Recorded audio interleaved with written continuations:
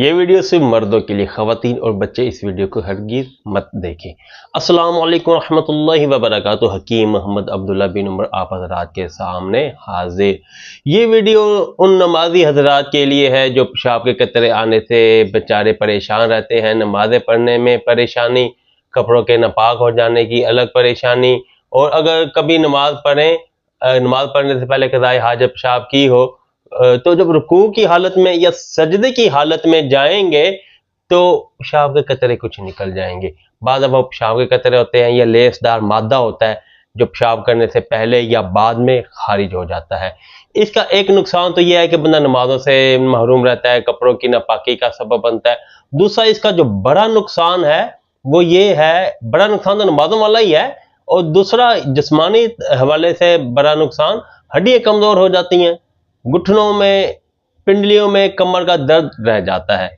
तो ऐसा आज आपको मैं कदीम तिब्बे यूनानी का नुस्खा बताऊं। ये वाकईतन कदीम आपको हिकमत की किताबों में सदियों पुराने नुस्खे ये आपको मिलेंगे जो मैं आपको बताता हूँ।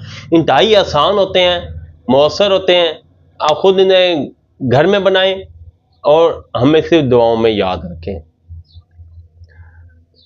सुहागा ले लेना है आपने 30 ग्राम, हल्का सा तवे पे बरियां कर लेना है, हल्का सा भून लेना है, थोड़ा सा ठंडा करके फाइन पाउडर कर लेना है। सफ़ूफ 20 ग्राम आपने कलौंजी लेनी है, 5 ग्राम आपने लौंग लेने हैं, 5 ग्राम ही आपने काली मिर्च लेनी है, 5 ग्राम ही आपने काला नमक लेना है, 10 ग्राम आपने सुंड लेनी है, ठीक है, और 15 ग्राम आपने लेनी है दालचीनी, 30 ग्राम ही आपने लेनी है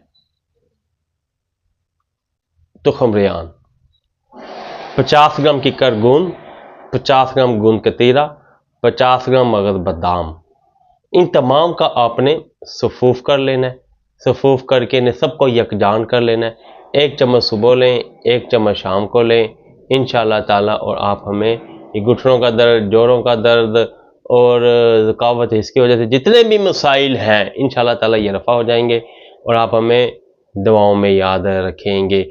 नुस्खा खुद तैयार करें, बेहतर है, नहीं तो हमारे दवाखाने पे तैयार भी मौजूद है। आप अपनी कंडीशन बताएं और हमसे तैयार भी हासिल कर सकते हैं। हमसे तैयार नुस्खा हासिल करने के लिए इस नंबर पर रब्ता करें 0300636502। अगली वीडियो तक इजाज़त दें। अल्लाह हाफिज़।